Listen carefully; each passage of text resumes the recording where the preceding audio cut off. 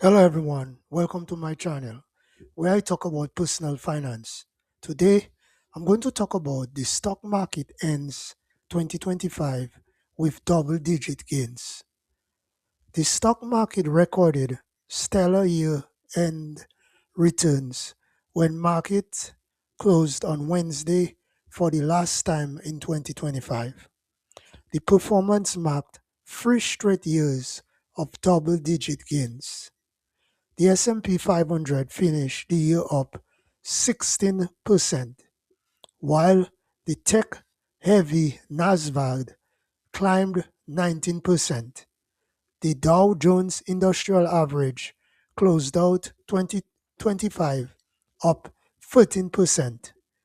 A dip in each of the indexes on Wednesday left markets lower in the year's final trading session.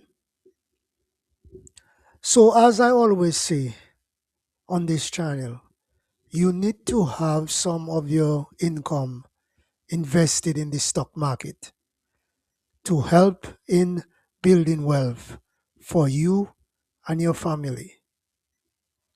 Thanks for watching this video and do not forget to subscribe to my channel.